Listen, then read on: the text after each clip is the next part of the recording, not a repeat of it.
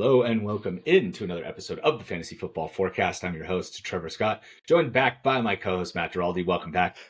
Oh, thanks. Had a great day golfing yesterday. Appreciate Derek for filling in. Yeah, and today we're going to be getting into the running back starts and sits for Week 6. So without further ado, let's jump straight into my first start for this week is Bijan Robinson. So this one probably seems very obvious. He was a first-round pick. The likelihood that you were able to get away from him is not that high. But I will say that Bijan has been very, very underwhelming so far this year. It seemed like with Raheem Morris coming in that he was just going to get fed the ball. And that hasn't been the case, unfortunately. But this week he goes up against Carolina, and I think that's kind of going to solve his issues on the ground. I think they're going to do their best to load him up. I think this is going to be the first game where he eclipses 20 rushing attempts.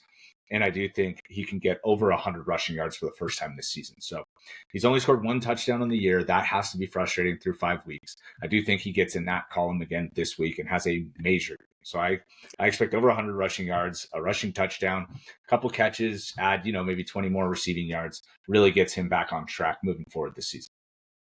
I hope so, man. I want to see a big game from Bijan, and this is a very, very good matchup for him and the Falcons overall. Bijan, though, he only has one game in his career where he's finished as a top 5 running back on the week. This year, he hasn't finished inside the top 15 any given week.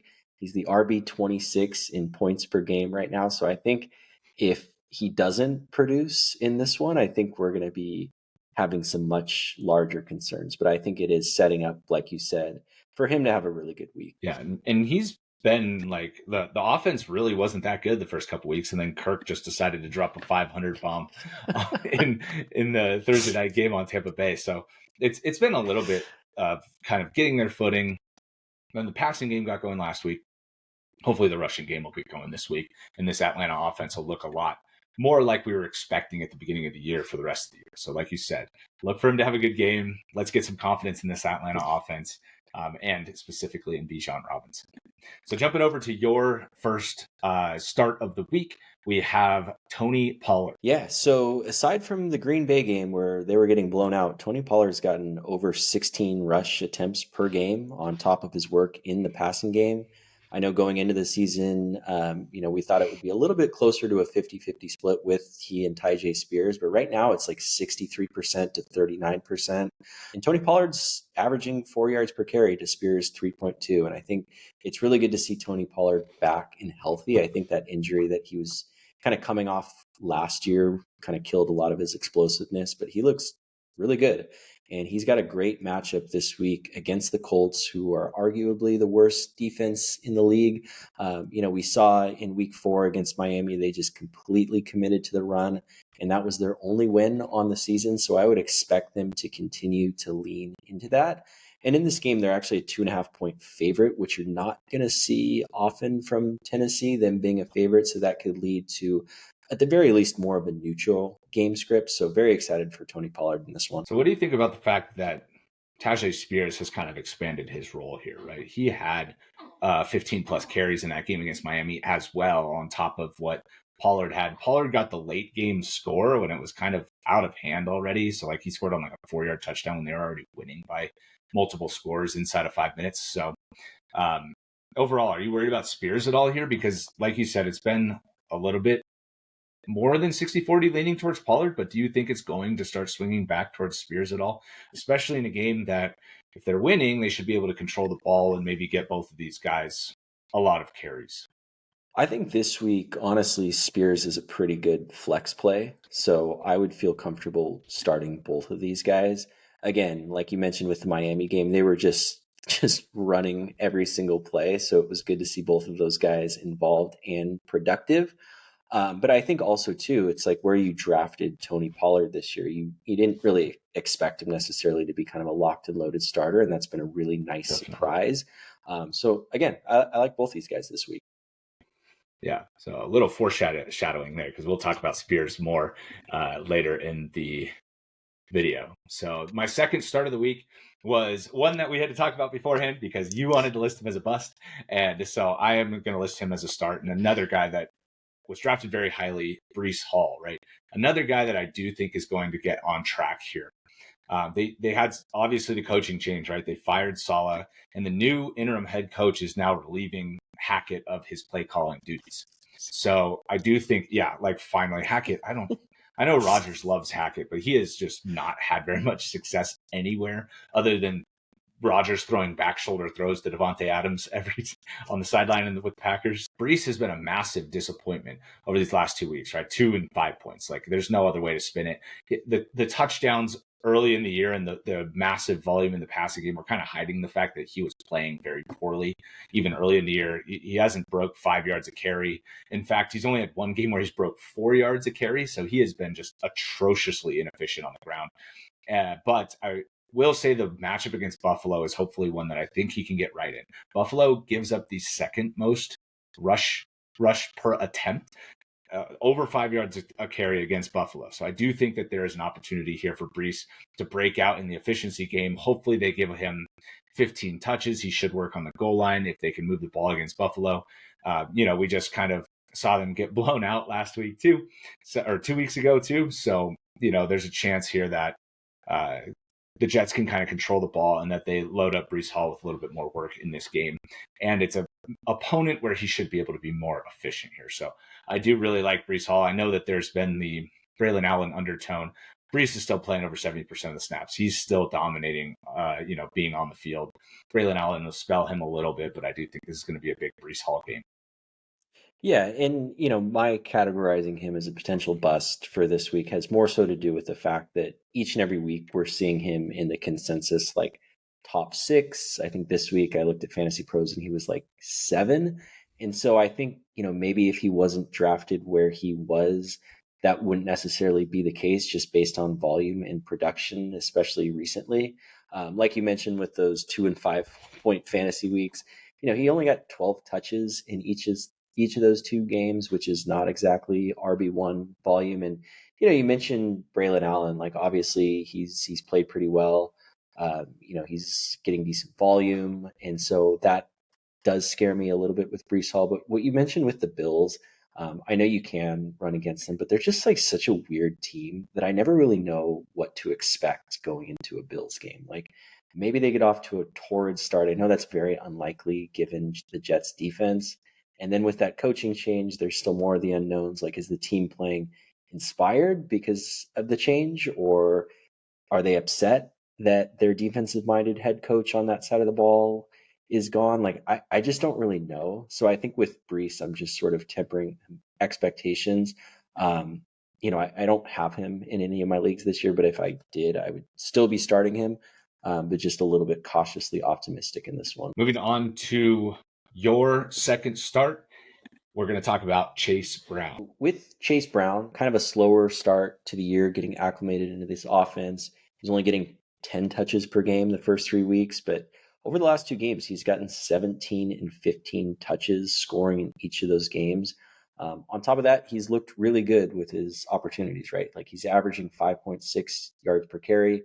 Not only that, Zach Moss injured his ankle last week, and we're not expecting him to play, which is what's pushing Chase Brown into kind of one of these starts of the weeks. He gets the Giants this week, who are a solid run defense. I don't know how anyone gets past Dexter Lawrence ever.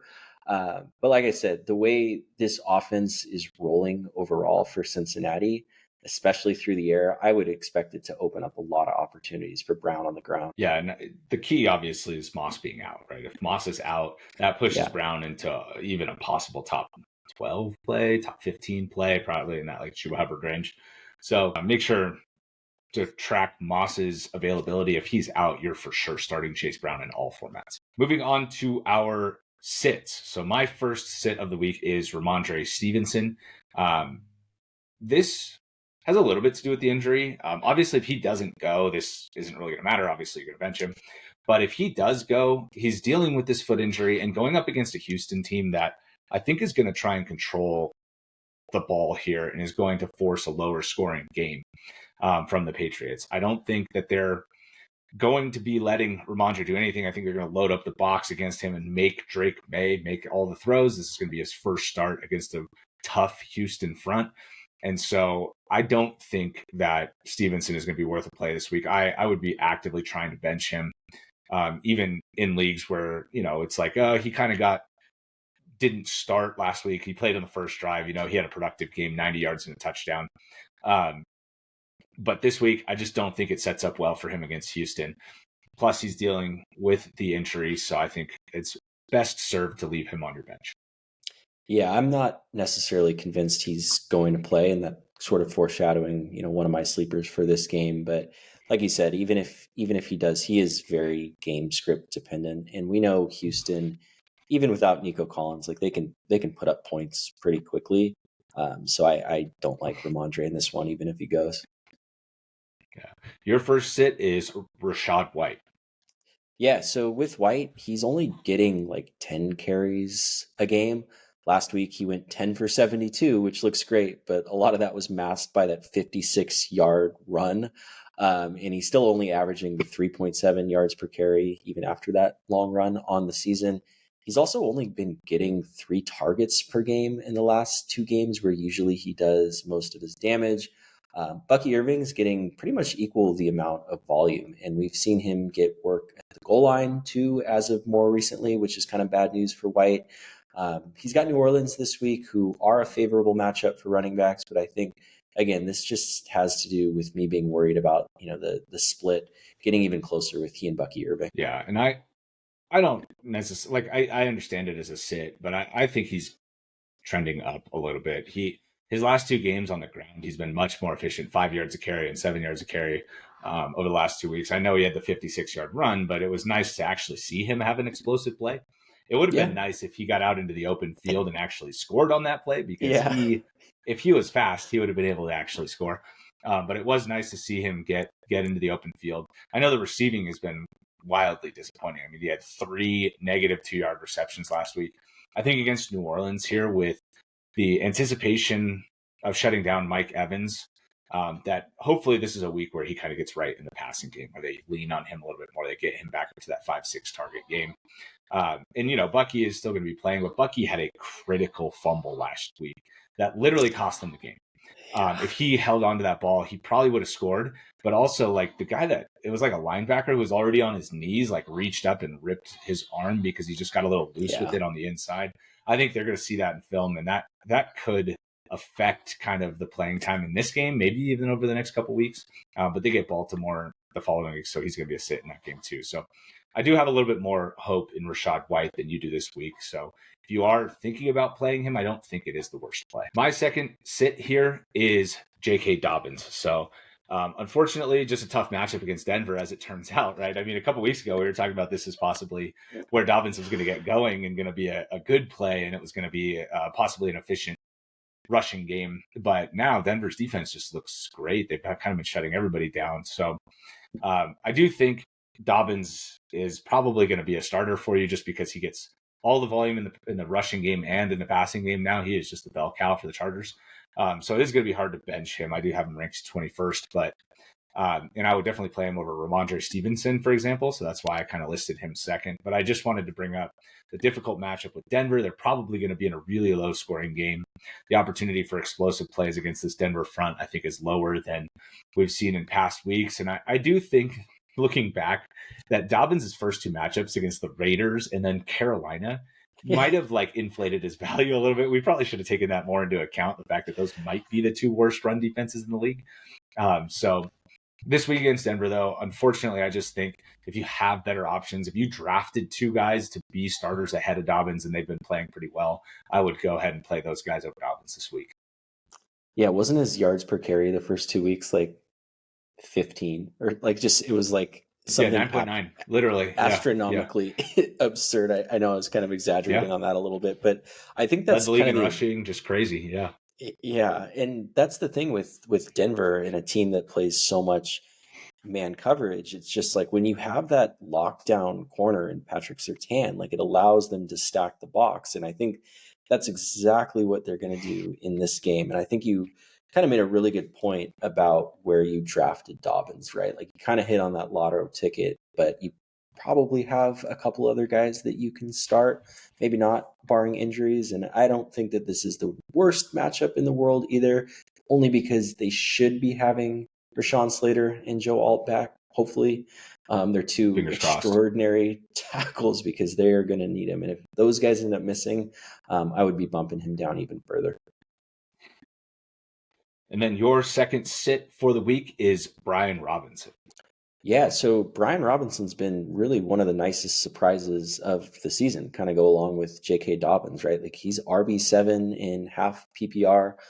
He wasn't practicing on Wednesday, and as of this recording, I don't think he was spotted at practice on Thursday. He wasn't thus far, on Thursday. Okay. And so that is a little bit concerning. And, last week we saw him dealing with this as well, right? Like he's had that knee injury. He ended up being more or less a game time decision and playing. He only played 34% of the snaps, but that was probably likely due because, they had such a big lead. He managed to score twice on 18 total yards, which isn't something that you can count on. 7 touches. Yeah. So good for you if you started him. But even if he does go, the Ravens are the best run defense in the league, right? And I think there's a decent chance if I know your call of the week was Washington winning this game handedly, but they're a 6.5 point road in Baltimore. So there's a good chance that they're going to be playing from behind in this one. I think maybe Eckler gets involved a little bit more if Robinson's still a little bit banged up, but as well as in the passing game. So just, again, don't love the spot, and kind of similar to Dobbins, like he's probably not your number one running back. Maybe he's your number two. So maybe you have some flexibility. I get it if you have to play him, but just tough matchup this week. Yeah. I mean, it's going to be rough to play him. He's going to follow probably the same pattern and play, but I feel like it's 7 carries. If they're going to be throwing the ball a lot, Eckler can play. Yeah. And I think something that you didn't mention that's kind of a big factor here, I think, is how good McNichols has looked over the last 2 weeks. Yeah. Eckler was right? out. Eckler was out in week 4, and McNichols scored twice and had 70 rushing yards. And then last week, McNichols scored and played on about the same number of snaps as Bijan Robinson. So, if Robinson truly is banged up, maybe he plays on the goal line, kind of like he did last week against Cleveland. They might not have goal line opportunities against Baltimore where he's just going to be able to walk straight into the end zone like he did twice against Cleveland. And he's not going to see any passing game work because he's banged up. So, I don't know. I don't see a situation that you can play Bijan Robinson this week, honestly. I mean, I guess in our league, this is the guy's only running back, so he has to play him. But if you can get away from Robinson, I would definitely advise doing that. All right, then my sleeper of the week, we alluded to it a little bit earlier, and we talked about it a little bit with Tony Pollard, but it's Tyjae Spears. So playing against Indy, I think, is the key here, right? The matchup where they should be winning, matchup where they should be able to run the ball. And we just watched them do it against Miami, where they just didn't even throw it to anybody else other than the running backs. And I know it was a little bit to do with Levis getting knocked out of that game. But they were able to run the ball very effectively. And I guess this offensive line is a little better than we thought it was going to be. And I do expect that, they'll be up in the 30 rush attempts again, right? And they were well above that at 37 between the two running backs in week 4. Coming out of the bye, I think they're both going to be healthy. I think Spears should possibly handle a little bit more of the passing game than he did against Miami. Against Green Bay, he was great in that role, had 4 for 54.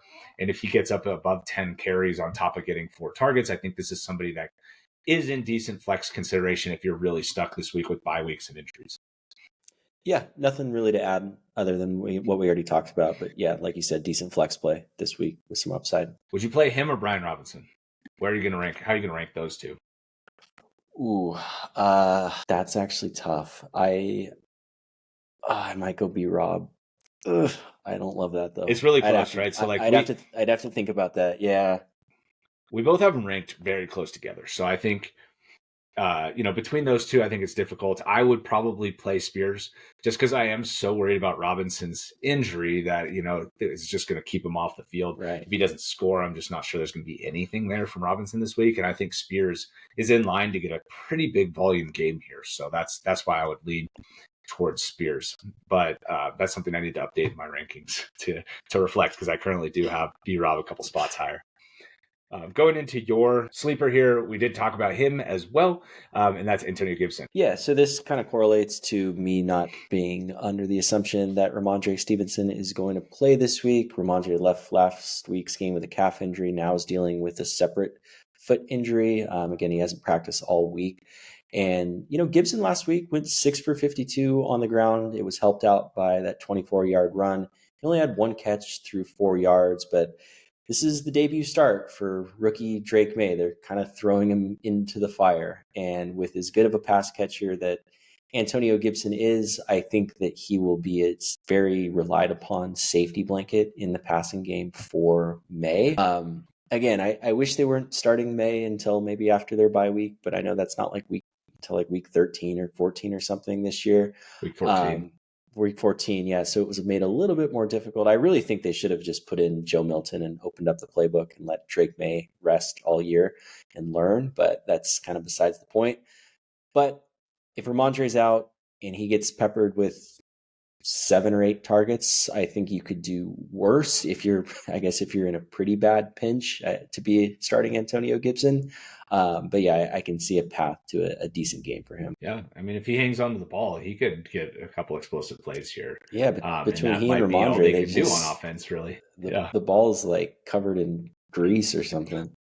Yeah, well, that's what they should do in practice: is get it wet and covered in grease, make those guys hang on to it, because they just cannot hang on to the ball. But I mentioned it with Rhamondre. I just don't know that I really see a situation where they're able to just kind of run free. I do think that stopping the running back, whoever that is going to be the focal point for Houston. They're going to make May throw it outside the numbers or down the field to really try and force the issue there in his first start. And I think Houston has a very good defense to get some pressure on him. So if you're in a pinch and you really need Gibson, go for it. But if it's a flex spot, for example, I'd be looking to try and fill that with any wide receiver I can get my hands on this week, rather than go towards Gibson. Moving over to the busts of the week. Mine for this week is James Cook. And again, I guess I kind of just went through my rankings and picked the guys that are hurt. I didn't even realize that Cook might miss this game with turf toe, or I guess it's not confirmed, but he has like a foot toe injury. And if it's turf toe, he's likely not going to even play. So Monday night, that makes it really tough. But this was going to be a bust call for me even before that, just because of the Jets, right? They're going into New York, and the Jets defense has been really good at just stopping everything. And the fact that I think they're going to be able to stop the pass against Josh Allen so effectively, because Allen has been playing terribly, I think that's going to help them add additional pressure, in the run game and really be able to stop James Cook. He had a bad game last week because the offense couldn't get going. And I kind of think it's going to be the same thing where he's going to have a bad game this week because the offense can't get going against the Jets. So if he goes, again, you're going to have to start him. That's kind of like a bust, right? This is a limit expectations thing, but I don't know how much he would even top that 6 points he put up last week.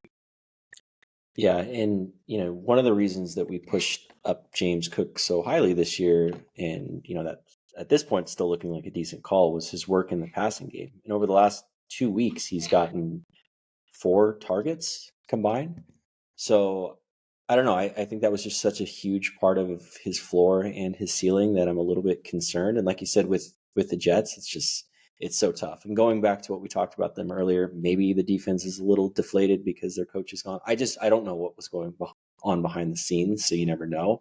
But yeah, don't like this matchup at all. And it's tough too, because if he's dealing with that injury, and you have to make sure, if you are a James Cook owner and you've got an IR spot or 2 IR spots, make sure one of those spots is open, because if he is a late inactive and your roster's locked and you can't pick up one of the other 2 running backs, Ray Davis, you're going to be SOL. So just be smart about that if you do have him and are planning to play him. Yeah, that's definitely a good point. Make sure, if you don't have the news going into Sunday morning, that you have a contingency plan set up. Yeah, similarly to like week 1, if you didn't have an IR spot and McCaffrey went out on Monday night, you couldn't even add Jordan Mason. That was not a good situation to be in. So make sure you have a plan for that. Your bust of the week is Travis Etienne. I talked you off the ledge on Breece Hall, so let's get into Etienne instead. Yeah, I wasn't allowed to have Breece Hall as my bust of the week, so we're going to pivot to Travis Etienne. So last week he got 6 carries for he got 6 carries for 17 yards to Tank Bigsby's 13 carries for 101 and 2 touchdowns. Tank even caught 1 pass for 28 yards. Etienne only had a 38% snap share in this one. He did salvage his week by catching 6 passes for 43 yards. But that was the first time all year that he's caught more than 4 passes. And this was a back and forth, competitive, high-scoring game. He gets the Bears this week, who are incredibly difficult against the pass, but also have a decent run defense. And I think if Trevor Lawrence isn't able to get anything going through the air, we could just be in for a very low scoring point total for the Jags. So ahead of last week, they had scored 17, 13, 10, and 20 points. So it's not like they're this like high flying powered offense. So I think if Etienne continues to see a decrease in volume, he doesn't get in the end zone, I think, we could be set up for disappointment. Now, their coach did say Travis is our guy, blah, blah, blah, blah, blah. But I heard something that Doug Peterson has like one of the most unreliable coach speak indexes or whatever it is. Yeah, so CBS mentioned that in Beyond the Box Score. Like, don't listen to him. Yeah. Yes, that's exactly what it was. And so just take what he says with a grain of salt. But yeah, not someone I'm excited to start this week. Yeah, no, I agree. And Travis Etienne is somebody that I would probably consider even benching. I have him hovering around 20, but I wouldn't blame you even for playing J.K. Dobbins over him at this point, right? At least Dobbins is going to get the majority of the volume. I don't even know that that's the case here with Etienne. Peterson did say when he's healthy, he's our guy, but he's not healthy. So, he's dealing with his shoulder injury. It's been multiple weeks now. Bigsby has been incredibly effective the last 2 weeks. I struggle with even if I should put Bigsby ahead of Etienne this week. And like you said, Chicago's defense is very good. They're not quite as good against the run, but if they're just kind of holding the passing game in check, Etienne isn't going to be benefiting from that, right? It's going to be more Bigsby that benefits from that on the ground. Right. So overall, I agree with this. I like this call a lot. I'm not in on Etienne, and this is not somebody I even want to be trading for. If you're thinking, oh, he's down, he's going to be picking it up. No, I don't think so. This is somebody I was very high on in the preseason. I had him in my top 10 running backs. I really thought he was going to get a lot of volume and get all the scores. I didn't think Bigsby was good because he was so bad last year, but now he's kind of turned it on in a way that they were talking about last offseason. And so I think that that's really limiting Etienne's value. And I just don't think there's a lot of value even rest of the season here. So this is not somebody I want to acquire in a trade either. All right. With that, thank you guys so much for watching. If you want the rankings, comment down below. Rankings and let us know if you agree or disagree with any of these calls this week. Look forward to talking to you guys in the next one.